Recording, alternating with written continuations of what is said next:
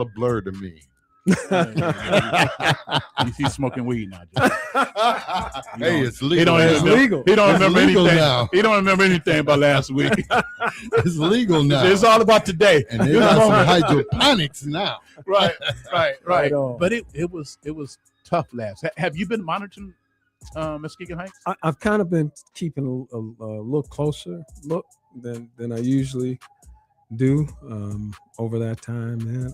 I'm praying that we can get some things figured out, man. Yes, sir.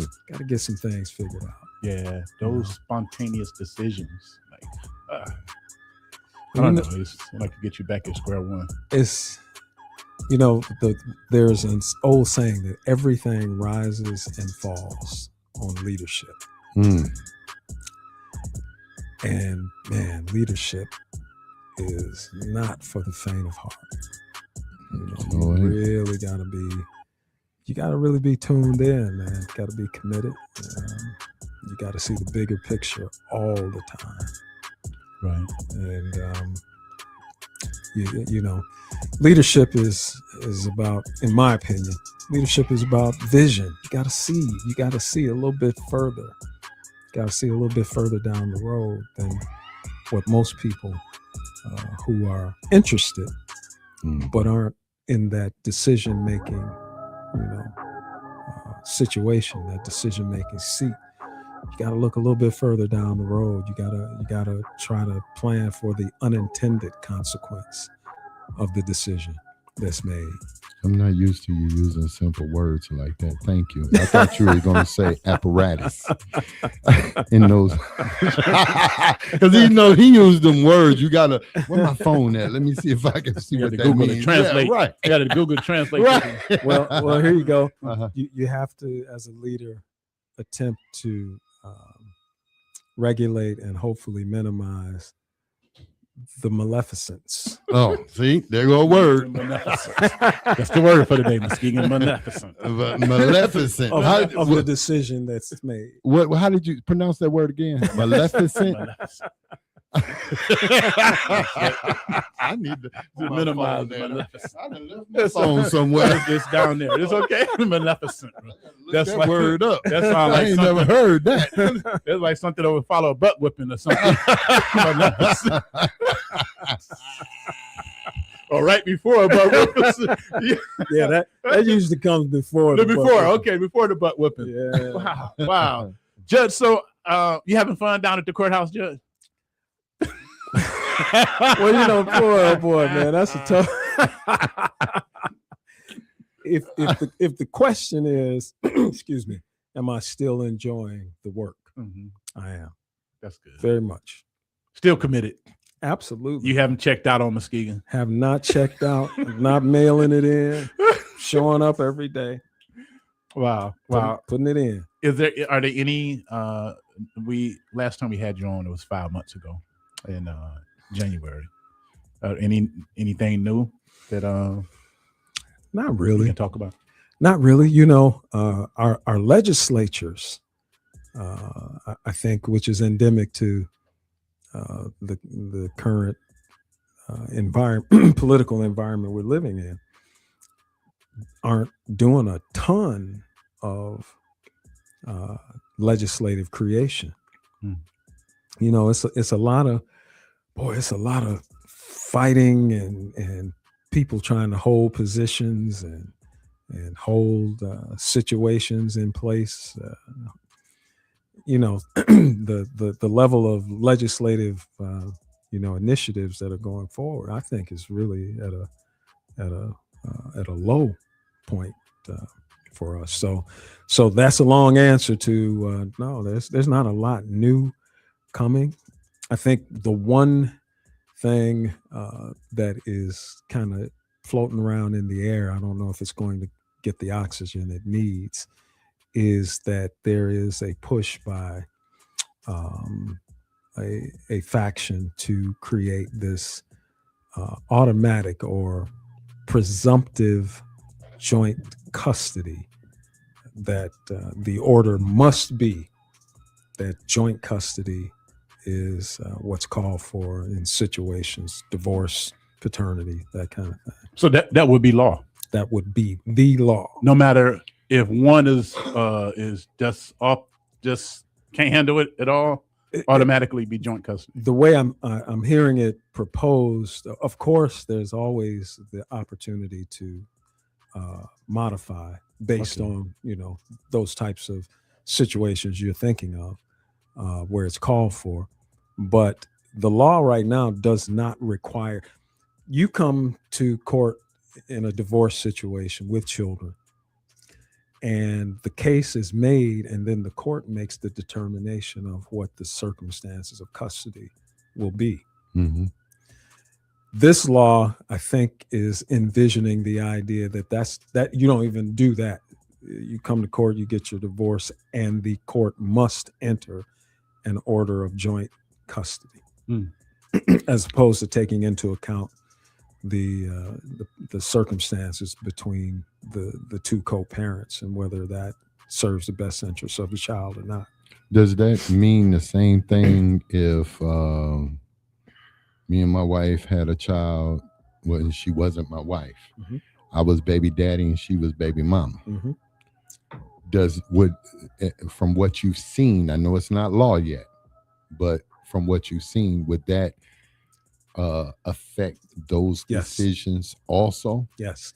Any situation where custody is going to be an issue, and that's every situation, right, with children and parents, mm-hmm. regardless of the status of the parents, whether it's a paternity action, whether it's a divorce action, the court would be required to enter an order of joint custody. And then you would have to work from there to modify it based on the circumstances. Right now, the way it works is there's sort of what would be considered a rebuttable presumption of joint custody, but it's not a requirement of the court. Mm. So you go through the initial hearings and the custody fight, mm-hmm. and that first order is still at the discretion of the court based on what the facts that are fleshed out are brought to the court as it pertains to best interests of the child. So if this law takes effect, let's say whenever they go back in, would you have to go back in all of your divorce cases, all your parenting, child support cases? Would you have to then go back in and order all of those joint custody, and then they would have to come back in and say, no, well, we're not doing Just moving forward. Moving forward. Generally, okay, the law that is new laws that are created for the most part are considered or are from that point forward. That would be sort of a circumstance that's called an ex post facto law. Mm-hmm. Ex post facto laws are almost non-existent. It can happen based on a very specific circumstance, but for the most part, you can't apply a law ex post facto. You can't apply a new law to an old situation. Oh, okay. Are these terms Italian or something? What's that? Ex post Latin, facto. I believe. Ex post facto. Latin? That's Latin. Latin. Mm-hmm. Wow. Okay. Yeah, they're mostly After the fact. So we translated it over to Detroit for us. Translated over to Detroit English or West Michigan. If we done hollered at you already. There you go. Now, Judge, you all have a lot of different courts down there in the county building now. You mean like specialty courts? Specialty courts. Yes. Veterans court, Mm-hmm. drug court, mental health court. Yes. Isn't there another one?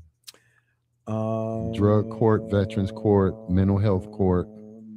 I can't think of another one Something except for mental health. my new court. Oh, okay. That's new. That's what's new. Okay. What's your new court? I have we've started a court that focuses on essentially foster teenagers who are not primed, who are not on a path to being adopted. Okay. They're they're not going back to their parents. Mhm. They're not necessarily adoptable. So the permanency plan for them is what we call APLA, another plan for lifelong living, or MYOI, youth organized independence. And I tell you, Leslie Slater, you know Leslie. Yes, definitely. Leslie Slater at DHHS, who she and the folks that she supervises, they do a magnificent job Good. working with kids who are in that cohort. Mm. And it's kind of her vision. She came to me, she said, Judge, would you be willing to spend, some extra time working with the kids we work with, those who are of this age and who are not going to be adopted, who aren't going back to their families, and they need to stay engaged with the services that are provided for them, because kids get to that age, man, especially when they get to that 18 age, and they're like, I'm done with this. I'm sick of court. I'm sick of social services. Folks let me down. I just want to be done. I'm hitting the road. I'm headed out. And what happens is they miss out on just a tremendous trove of resources that are available to them. I mean, the state of Michigan does a wonderful job of providing the same things that you've provided for your children, Rob, and you provided for your children. They help with the car. They help with getting that apartment. They will. There's 2 or 3 kids on my caseload who are enrolled in college, and they're getting tuition covered. Oh, wow. Wow. All of those types they of still things. help the kids. Oh, yes. Oh, wow. That's major. Absolutely. So what's the is age major. bracket on this, Judge? We are trying. We're kind of forming it as we go. We're focusing in on kids who are like in that 15, 16 age up, because by that time, it's pretty clear that adoption is not going to be an option for them. Wow. Either by, nobody selecting them, or a lot of them say, I don't want to be adopted. They have that. They can say that now. They always could say that. Yeah. Wow. Yeah. That's always been the law. Yeah. Yeah. I can't make that child be adopted. Oh, wow. So Leslie Slater. Yes. We need, y'all see her. Y'all see Sister Leslie. Give her a hug. Yes. Give her a hug for correct, because she probably just not doing a press release on it, just implementing things. Leslie and Lisa Smith. You know Lisa? Lisa is one of the managers at DHHS too. I'm not sure. She's a Fox. Okay. Okay. Lisa Fox was her maiden name. Good people, man. Good people. It's her and Leslie, man. They came up with this idea, and they came to me. So what we did is we kind of approached State Department of Health and Human Services and Michigan Supreme Court. And what we got was, hey, why don't you guys give it a shot? So nobody's putting any money into it yet. But let's talk about it after, a certain point in time. Let's talk about it and see if we can make this, see if we can replicate the work that you're doing. So we're kind of piloting this youth and transitions court. So other counties might start to emulate this. Oh, absolutely. And it started from Leslie Slater and Lisa Smith. Yep. Big up to these sisters. Big up to these sisters. That's major. Got some online comments, Judge. Pastor Joe Lane said, thank you, Judge Pittman. We try to support those youth at Step Up Muskegon. We support youth 18 to 24. He said, adoption is hard because it means giving up your identity to many young people. Brother Will Robertson said, that's awesome. Those foster kids usually get lost in the shelter once they age out. That's right. That's right. And we're trying to accomplish a number of things. first of all, obviously, like Will said, they get lost, and we don't want to get lost. Mm-hmm. But then they take sort of the easy way out, which is to just walk away. Mm-hmm.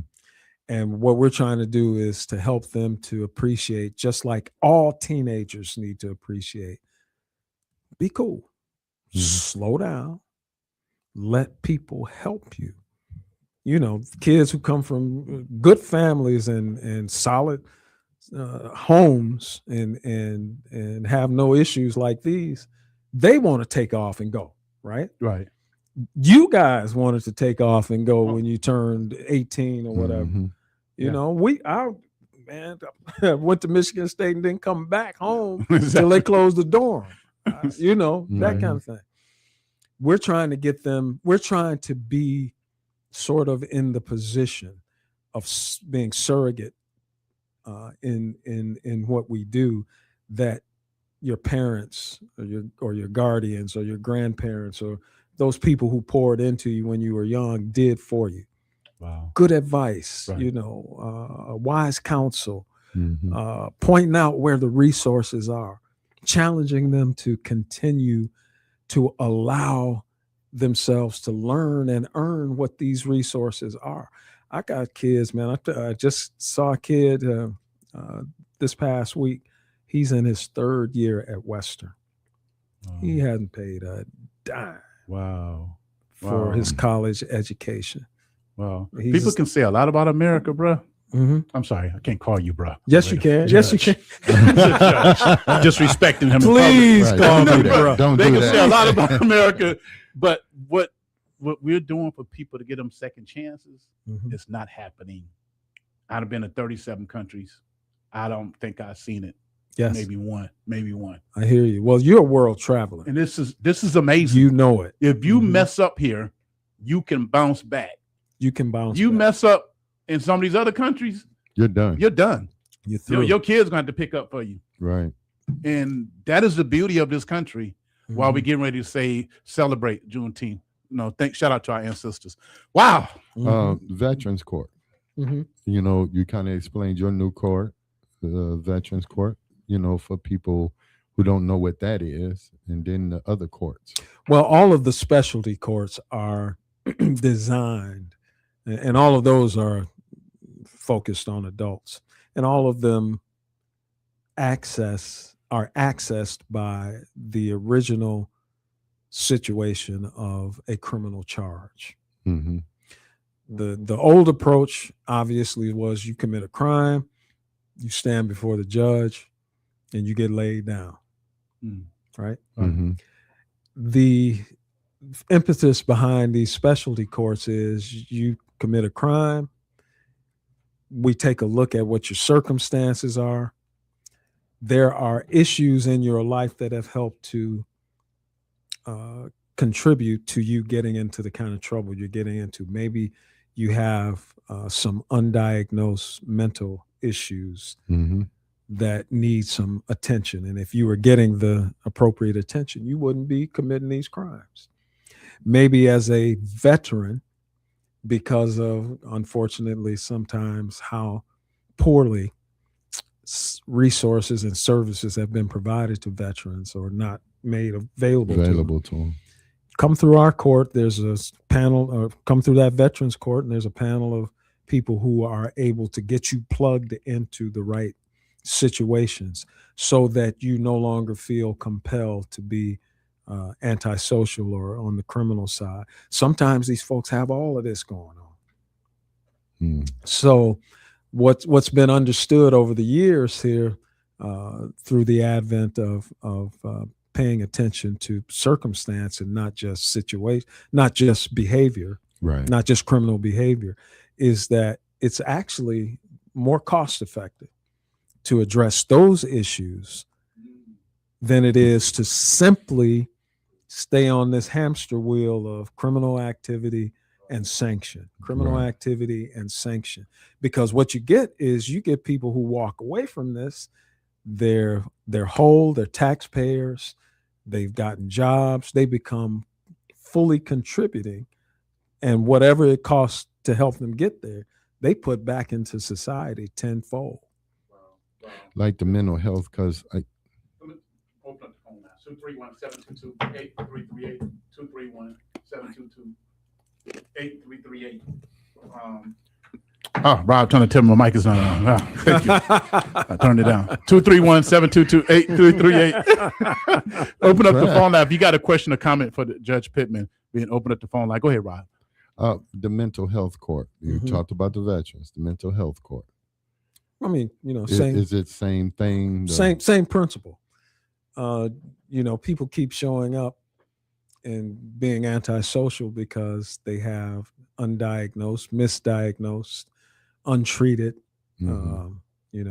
mental health components that are driving this antisocial behavior.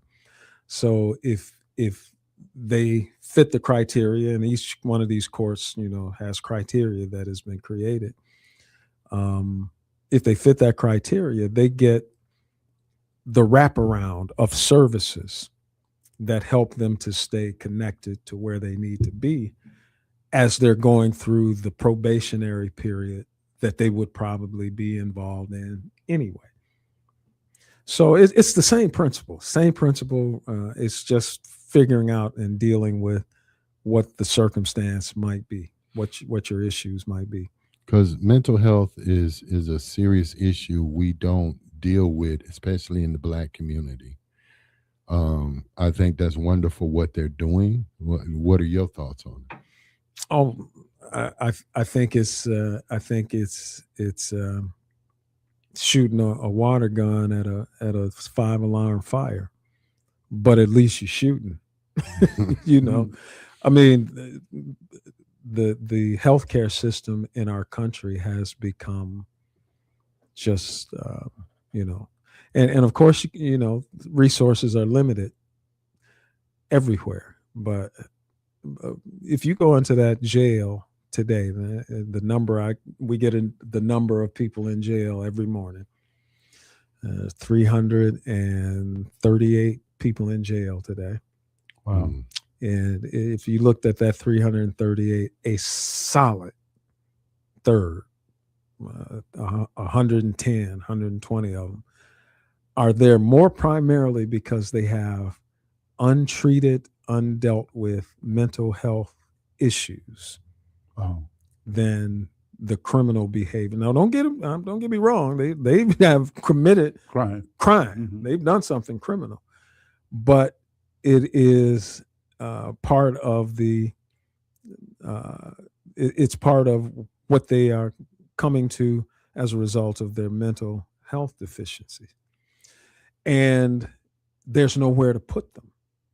If we use that really lousy term, right? There's nowhere for them to go. So because all of the regional and local health institutions are closed.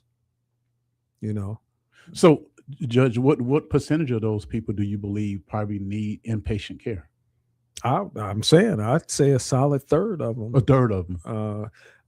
Where they're in this institution getting mental health treatment, counsel. And it's woefully inadequate because I can't spend as a person coming from Health West, which is the county health mental health provider, major mental health provider. Right.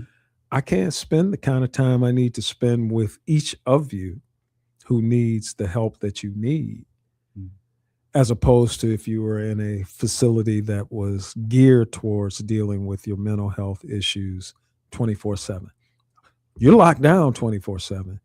It's just that 24, that full day, you might get half an hour, an hour's worth of some attention, maybe every other day or every couple of days, as opposed to everything being geared towards your issue.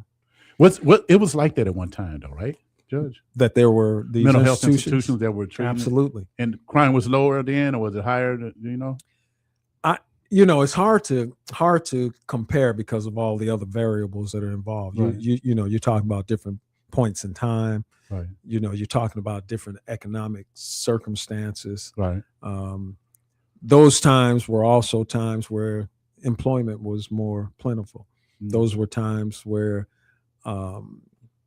there was less, I don't know, attention paid to the idea of the retribution behind criminal behavior. There was a big swing at some point, as you recall, where people were saying, lock them up. Yeah. Just lock them up. I saw it in the 80s. Yeah. That's how I ended up working at the prison system doing, crack cocaine. And then you had Governor Engler started to shut down these mental health institutions, and they all end up going to prison. And that's a trickle down from the federal government on down. Wow. Federal government started reducing the money that comes into a state for that type service. A state's got to pick up some of that cost. And so now they have to begin to make some decisions. So you remember Traverse City used to have this big sprawling mental health complex. Right. It's basically shuttered. Kalamazoo, remember Kalamazoo had an incredible regional facility. I think there was, a facility here. I can't remember the name of it. But you had all of these safety nets, these institutions, these places. Don't have them anymore. Wow. And we're getting less. And the same is happening in the juvenile world. Right. Now, what about the drug court? It's the same thing, treatment based. Exactly the same thing. It tries to deal with those who are trying to stay on track with their recovery. Probably, feels a little different because drug treatment has been around for a long time. But that's pretty much the same principle, same idea that's involved. And if I'm saying it, man, I had the first drug court. I had the first specialty court in the county. That's good. Back in 2000, when was 9/11? 2011. 2001. 2001. Oh, yeah. Yep, 2001. We started a juvenile drug court. That was the first specialty court of any sort here in Muskegon County. That's why you're a legend. WVSLP 103.7 Muskegon Heights. We're live with Donald with Judge Pittman. Can you give us 15, 20 more minutes, Judge? Oh, man. It went quick. I know, it went real quick. I'm like, what is he doing? It ain't. I'm looking at my watch. I'm like, oh. Yeah. Time rolling when you drop it. This is college 301. This is legal, whatever, 301. Well, y'all had a tough week last week, man. So no, it's okay, Joe. We good now. Rob Gates sent me one of those gummy bears. So not one of those. One of those gummy bears. bears. Those gummy bears. Don't remember nothing, anything. Well, before we move away from that, I want to say this to you guys, and I've said it before, and I'll say it again. Thank you all for the value that's added by local radio that is available for a community to be able to carry on the conversations that you guys carried on last week in the face of, a real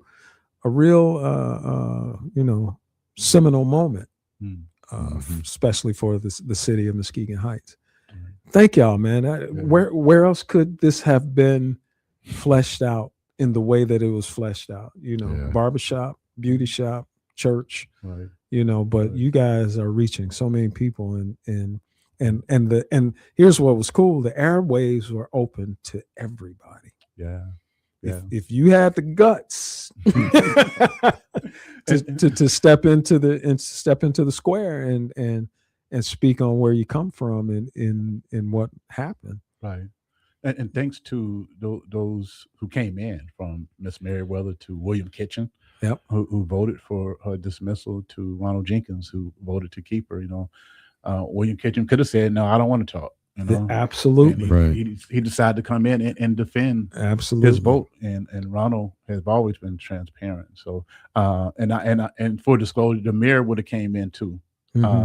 I did talk to her afterwards, but there's been so much on the airwaves that she had been advised not to talk after the interview with Ms. Merriweather. And there was a lot that came out during that interview. And the interview with Perlette, You know, I know everybody who's involved, just like you guys do, and we love who we love, and we have regard for who we have regard for, and I'm not getting into that, right?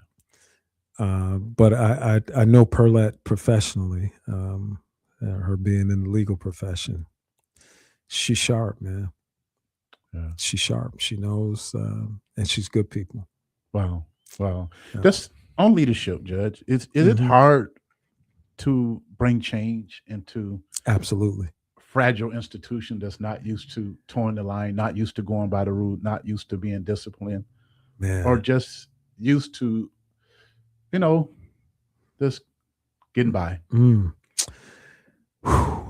The dynamics in a situation in a place like Muskegon Heights are fraught with just all manner of consideration that adds to the already, I think, monumental difficulty of being in a position of leadership, especially in this particular climate that we live in this country right now. Everybody's being forced to do more with less. Our politics are as strident and as stratified as they've ever been. And you add into that you're dealing in a situation with people who have known each other their whole lives. Right. Families are close. Families. Yeah. You're dealing with situations where the city, for instance, or the school district, for instance, are pretty much the primary employers in that community. So it means even that much more when those difficult but requisite leadership decisions have to be made. You add in the natural human element of personality and what that brings from one person to another and how people interact with one another. And oh my God, it is so incredibly difficult. The work that I do, I'll take the onus off of them. Let's put the onus on me for a second. The work that I do in my home community, I grew up here. I know everybody. Right. Or if I don't know them, they certainly may know me. Right. But yet, from day to day, I am put in the position of being as fair an arbiter of the circumstances that are presented in my court every day, regardless of whether you grew up in the neighborhood or not. And every week, I'll say it that way, maybe not every day. I kind of think every day, but let's just be generous. Every week, I'm put in a position where I have to make life-changing, life-altering, difficult decisions about somebody's situation. And in many of those circumstances, it's people that I know, maybe not close enough to have to recuse myself, but I know them. Or if I don't know them, I know somebody connected to them. Right. Man, that's uncomfortable.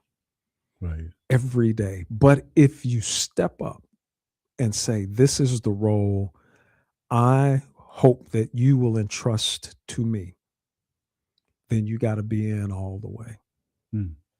If you go out and campaign and say, elect me, I am going to do well for your city, then do well for the city.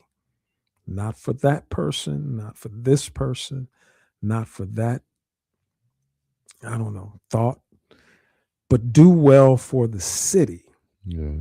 You got to get bigger. That's why, I started the conversation when we were talking earlier. You got to have some vision. You got to look down the road past what's right in front of you.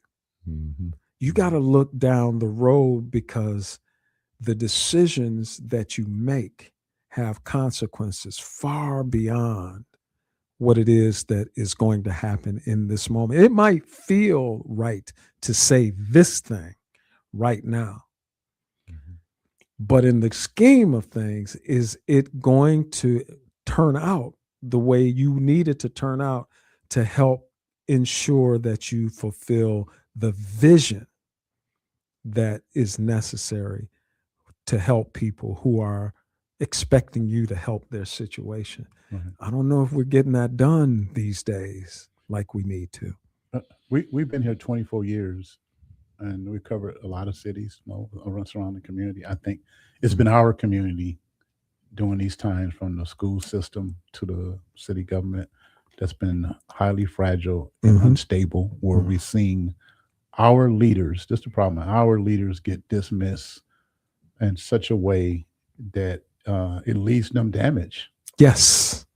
But you don't see it from the other surrounding schools, the white, I'm just say the white districts, the suburban, rural areas. They release their people with dignity. They're still able to go on and get another job.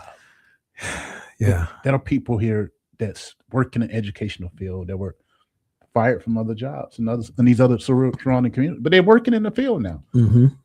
People like Dana Bryant was damaged so bad. It was hard to recover. Yeah.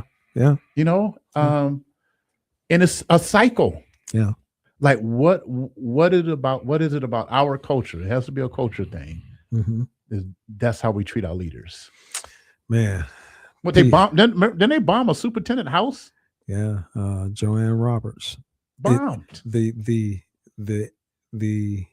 concern about what she did became vitriolic, became antagonistic, became angry, and wound up with someone, manifesting that anger by actually putting her property and herself in danger. Because you're angry about the decision that she or the board made that you didn't agree with. So it's man, you there's so much about it, man, that you just hit that you could spend the next month. We need to study it. Talking that about needs this. to be. You want a documentary about? That's one. Yeah. That's one, brother. A documentary on how we blacks have treated our black leaders from, and there are institutions around here that have recycled black leaders. And I'm sure sometimes they might have deserved to be let go, but it's how we leave. It's how.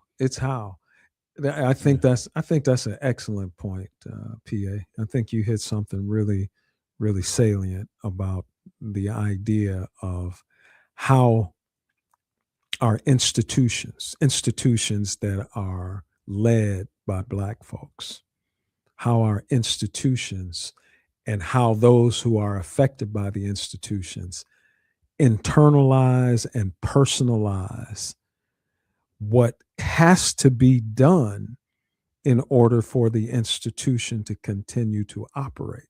Right. I again, I'll take the onus off others. Let me talk about from my situation. It's my hope, it's my prayer, it's my endeavor to not make personal what has to be done in the effort to be this arbiter of what is the decision that has to be made. My prayer on the other side, my wife's prayer is, please don't you take it personal. What my husband has to do in the role that he serves in. My approach, and I'm not here to tell anybody that I know what's right, what's wrong. My approach is to not allow what I do to become who I am. Exactly. If you're a leader in one of these institutions that is under attack, or that you feel like is under attack, take a step back and maybe think about the idea, am I sending off the signal? Am I giving the impression that I am what I do? Because if you are, then you're opening yourself up to the vitriol that comes from others. And you're creating a mindset in yourself that I'm being attacked. Well, you made me think about the book on James Allen, As a Man Thinketh. I am what I do, what I think. That's my right. actions become. That's right. That's who I am. That's who I am. Yeah. That's a moment that a leader has to engage what in. I do. I am what I do. And folks who are in the position of, when you voted for them or your candidate did not get elected, it's not them being personal to you for you to take such umbrage that you feel like you need to strike back. If they're not doing the job, vote them out. Mm-hmm. That's your answer. If they're not doing the job, communicate that to them, not by a firebomb, not by taking it out on their family. Exactly. Yeah. Somebody, close to them, not by, oh man. I mean, I run across people that I've never met who are absolutely just 100% angry with me because of something that has happened to somebody they know. Right. Why are you mad? Right. I didn't do it to them, and I really didn't do it to you. I made a decision. Leaders, make your decision, and then be strong enough, man and woman enough, to justify, to explain your decision. And then you got to kind of move on. Can't wallow in it. You can't get engaged in the back and forth. Social media is not the place for you to have this discussion. Right. You've got a platform. You've got a pulpit. Right. When the moment comes for the decision to be made, explain what your decision is, and then live with it and move on. I don't see that happening like it should happen. Will Robeson said, no respect for them nor the position that they hold is sad and very disappointing and embarrassing. Yeah, it really does feel embarrassing. I don't want my people. I don't want my people to be constantly embroiled in matters that are majoring in the minors. Majoring in the minors. Woo, you're dropping them today. We're going to get this on. We're going to recycle those. Let's get bigger, right? Yeah. WVS wasn't created because you were sitting around drinking Yoo-Hoos and WVS was created because you sat down, you had a vision, you saw something, right, and you sought out what you needed to make it a reality. There are answers. City of Muskegon Heights, some of them really, really, really don't feel good. But there are answers. Yeah. When you go to the doctor, you don't go and say, "Doctor, heal me, but only do it if it feels good." You go to the doctor and say, "Hey man, I'm hurting and I need some help. And I'm going to listen to and follow your professional advice because you've been trained, you have the resources, you have the understanding to help me to be better." City of Muskegon Heights, you gotta tap into some of that. Judge, do you ever get consulted like from elected officials around the community? Like, because you've been in the government, you was a school board member, and you've been connected to a lot of agencies. You ever get consulted? Not really, and that's cool. That's cool. Wow. Not really. There are folks who we carry on some conversation. I'll say it this way, PA, not like I used to. Not like you used to. But you would answer the call, right? I would make myself available to talk to anybody who wants to hash over an idea, a thought, if they honestly thought my opinion would have some value in the scheme of the decision that they believe they have to make. Because that's what I've done. That's what you've done. Mm-hmm. You've sought out people. Rob, that's what you've done. You sought out people. I traveled all over this country before we put the building together just to get advice from people who have done it before me. Yes. Even from the chartering of the business to everything. Yeah. To everything. You got to seek out people who know and willing to guide you. The Bible says that there is nothing new under the sun. What does that mean? That means somebody has been here. Yeah. And done it. Somebody has done this. Somebody has done it well. Right. Find them. One of the things about people, and one of the things that we talked about, the difficulty that we see with Black folks and the institutions they run. One of the things I think about Black folks that I am proud of and find to be endearing is that Black folks are forgiving. Yeah. Black folks are forgiving. Oh no, the fight might be, right. Right. It might be on and popping in the heat of it. But we are probably as forgiving a people as you will ever run across. Grace. Because we have done it over and over and over and over again since our comings to these shores. That's the God in us. There are people who have the knowledge and the resources and the connections, and all they would expect is if you give them a call, they will inundate you with information and knowledge that will be helpful to you. But what gets in our way? Pride. 231-722-8338. Got a few more minutes with the Honorable Judge Pittman in the studio. Are you taking a summer vacation, Judge? Let's see. How's that going to work this year? Oh, you haven't planned it? You haven't planned it? No, man. No. PA, man, my money is so funny right now. Bruh. My money is so funny, man. Paul thinks only his money is funny. No, nobody else's money is funny. Mine is non-existent. It's not even funny. No, it's not even funny. Paul, no, man. Paul is like on his show on the Unfiltered World. They were talking about Beyonce going to Brazil and staying on her plane because they didn't have an hotel. That's his money. Paul didn't want to bust the sweet lady out and say, well, my plane is over there too. Soon as I get done talking to you. Messed up they didn't have a Marriott, but yeah. Thank you for watching, Judge.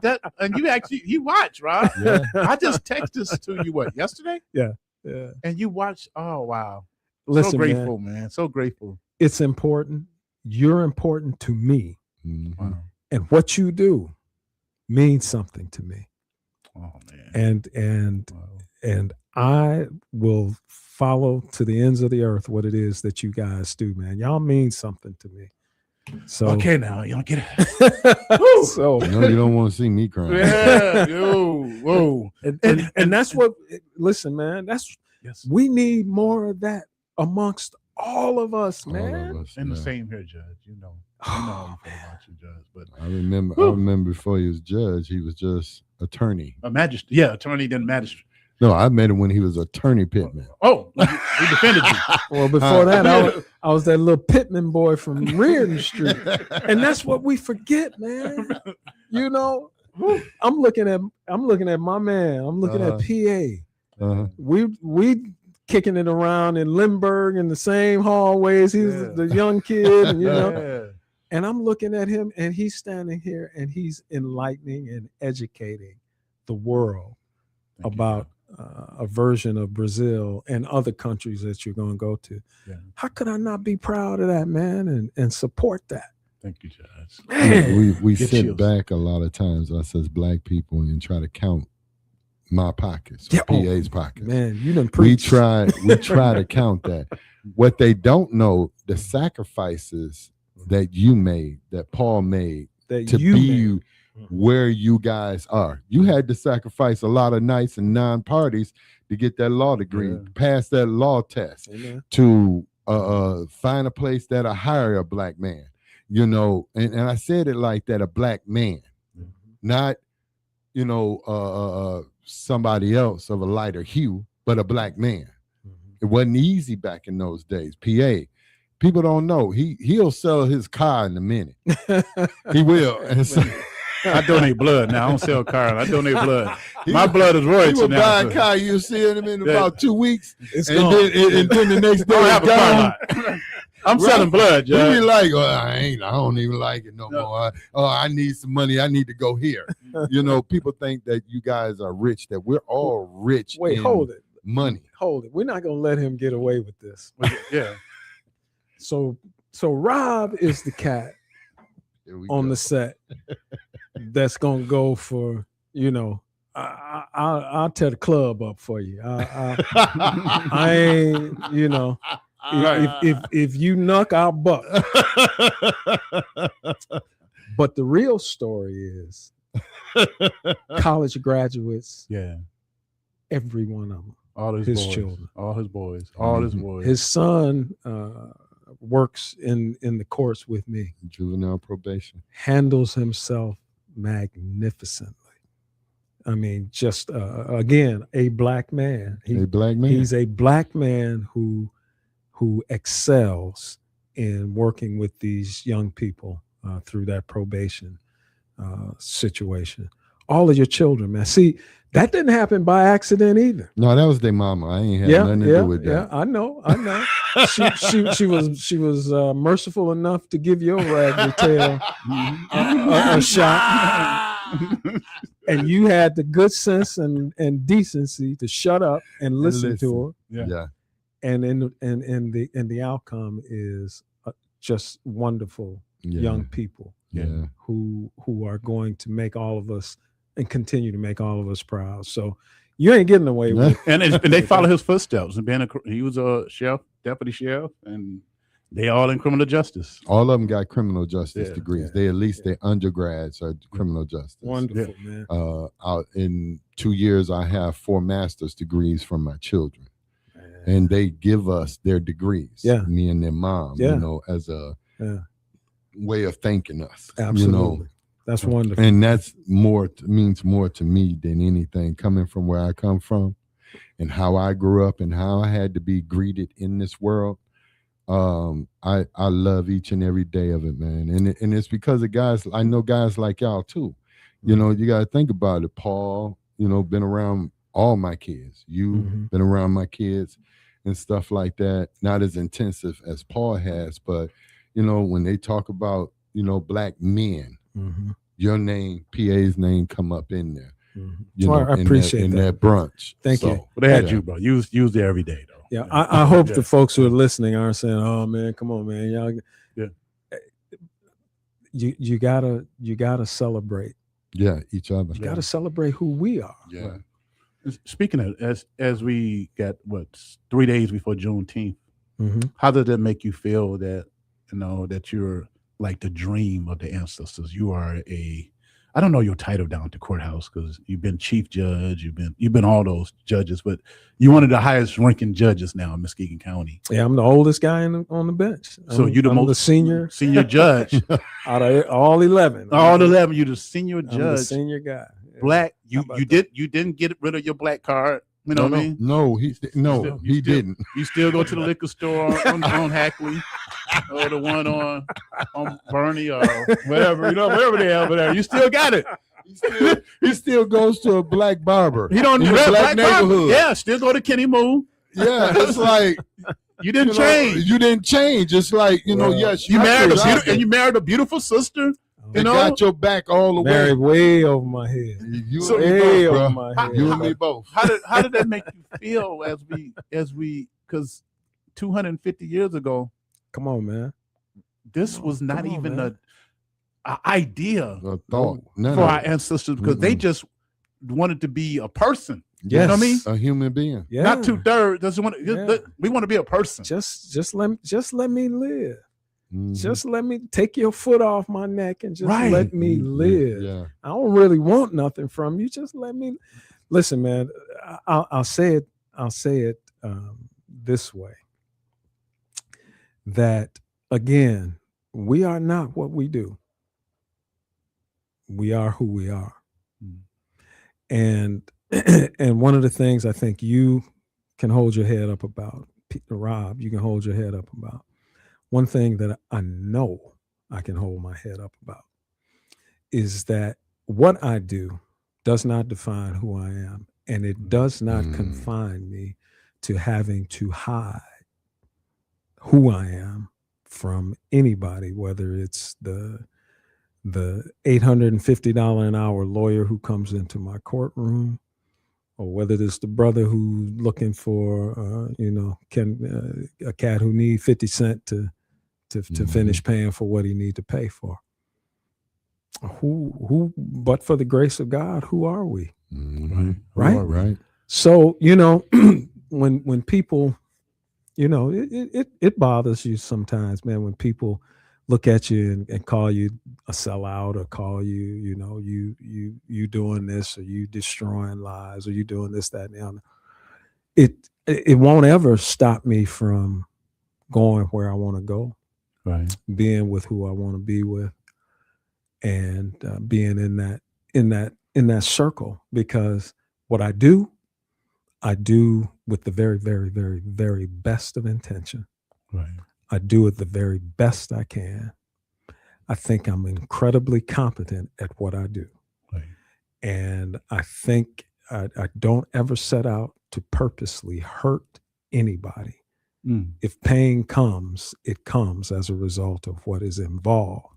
But it's not because I am the one foisting that pain on anybody. So as a result, I don't fear. I don't squelch away from being where I want to be, and where I want to be is with us. Judge, you sound like somebody who don't have any hatred towards anybody. Oh, there's plenty of folks probably I don't necessarily see eye to eye with. Do you hate them? But no. And that's a good, because there's some people who really wronged you. Yeah, we know that in this room. We know that. Yeah, definitely. And for you to sit here and say you don't hate them shows the character of who you are. Well, thank you, man. That says a lot, because I know, because you sound like it, like you'd have moved on. Because some people can hold on that hate, and it will eat them up. Yeah. It will. It will consume you. It will become your life. It will consume you, man. God has been so good to me, so much better than I deserve, with what he has blessed me with from the minute I hit this earth realm, to this very second. That who would I be to diminish the God that has been so kind to me, to live in that state of unrepentant bitterness and anger? Because that's not what he intends for me. No, don't get it. I ain't super Christian. Ain't nobody gonna put me at the front of the line. But the blessings that I have experienced, and what I have lived and gained over these 65 years, man, it would just be wrong to dwell on that stuff. I'm not, brother, I ain't gonna major in the minors, and that's a minor. It's ugly. You hate it. You mad. You won't fight, and all of that. But in the cold contemplation of what your life looks like in the totality of the circumstances, it's small. Wow. Live at Donovan with Judge Pittman. We might as well sign off in a few minutes, Rob. No sense of going to in a few minutes. We just sign off because there's no sense of coming back. Not behind this. Forgiving us, Judge. Yeah. I'm sure there's been time you might have wronged somebody. Yes, sir. How did you redeem that?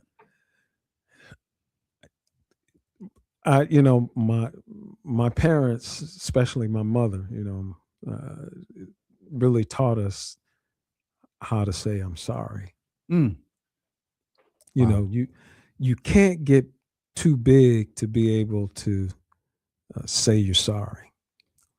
And you know, there's some moments, boy, where that's a man, you rather eat dirt with a worm in it Then say I'm sorry. than say I'm sorry. Even though you know. Yeah. But if you know that you've wronged somebody, then it's incumbent upon you to do that. And listen, brother, I'm not going to sit here and say I've always done it. I don't think any of us have always hit that mark. Right. No. But my endeavor is to do that. I give you a small example, real quick example. Mm-hmm. I was on the bench. I was dealing with a case, and it was a really bad case. You all would recognize the name if I said who the person was, because he's just been a thorn in my side for years. Mm-hmm. And I mistakenly spoke about the circumstance, the position of the case, and I was wrong. And when I went back and reviewed what I needed to review and just moving forward, I realized that I was wrong. Okay. And I went back the next time we were back in court. I went on the record and I apologized. Wow. I told him, I'm sorry. I misspoke. I was wrong about, what I was wrong about, and I'm offering you my apology. On the record. On the record.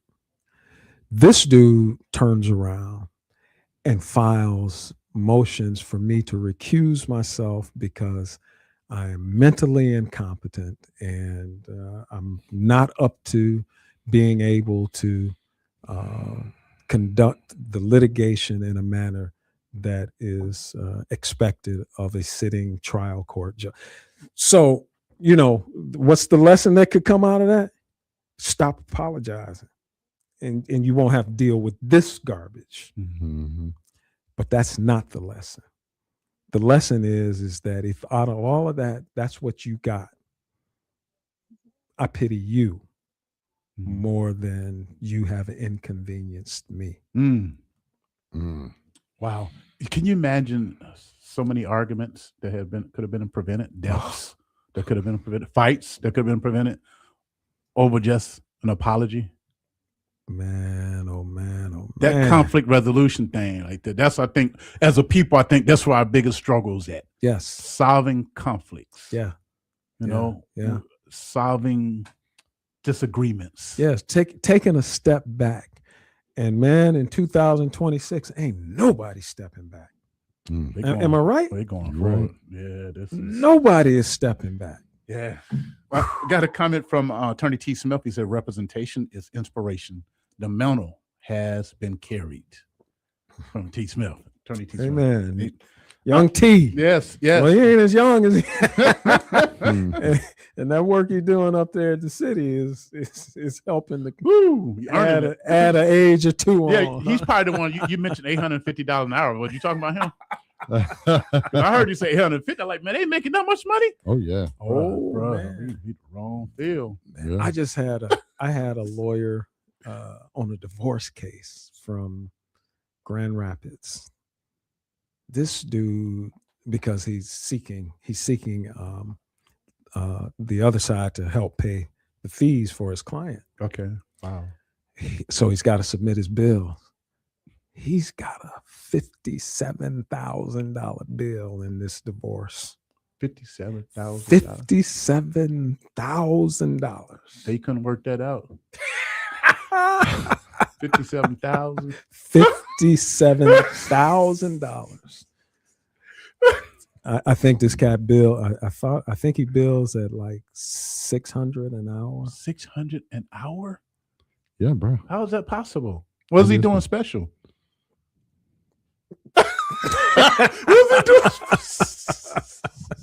Well, he had to submit his bill for me to review to make a decision about the amount of attorney fees, if any, that I would award in this case. But they be having private investigators too, though, right? Well, that's included in that rate. Well, possibly. Yeah, possibly. Not always. So, no, they always, right? All right, always so. That's bro. a lot of I'm money, just- man. You got to be some other I'm stuff telling going you, on. man.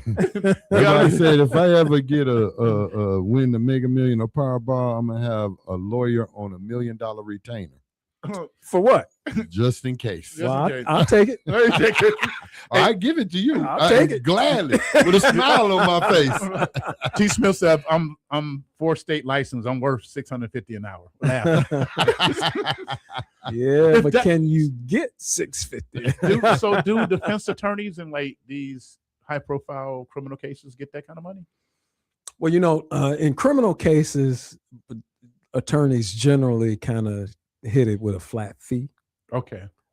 versus the hourly rate. Okay. So, but these top, so John Beeson, Mm-hmm. which who I thought was just a magnificent, Yeah. is a magnificent defense attorney. John was getting some folks pretty good, man. He's the big dog. That's the big dog. But he earned it though. He earned it. He earned it. I have a friend over in Detroit. I'm not going to use his name, but he's in the business, and man, it 25 down to get started. Oh wow. Is the first conversation. 25,000. 25,000. Yeah, let's put 25 on the table, and then we can talk. On the way to 75. Oh wow. Yeah, stay out of trouble, family. All right. Stay out of the divorce. The 850 person, they only working 2 hours then. Probably for the whole case. That's probably what it is. Well, one of the tricks is that if you're an attorney, you have other people working under you. So you're billing at $850 if you're involved. You may have an associate who's doing a lot of leg work that you might be billing at $200, $250 for the work that they're doing. When I was an associate, I worked for Ted Williams. Remember Ted? Yes. So, even back then, and we're talking about the mid 90s, Ted was billing probably around $350 an hour. That's a lot of money back in the day. In the 90s. As an associate, the work that I did on the cases that he was involved in, he would bill me out at 100, 150. So that's how you kind of keep a lid on it. Okay, Judge. Jay Kilgore said, "Thank you for being a leader in the community. Your honor." Appreciate it. Thank you. Motu, it's down the street from you, around the corner. What's that? Motu. The community. It's a wine lounge. Oh no, man! Yeah, for executives. I don't know anything about that wine lounge, man. Is that the new place that the brothers opened up down? Yeah, you just met the father. Oh, is Mr. Jelks involved in that? Yeah. Oh, his wife I didn't know that. Yeah, very nice. When I walked inside, I thought about you. Oh, I thought about the cue. This would be some place that Judge and his wife would go. So me and Kay were out driving when they were still getting together, and we pulled up on them, and had a good conversation. They were probably he said we're probably about 30 days out, and we haven't made it there yet. But Brother Jelks is a professor at IU. Yeah, his son Jonathan.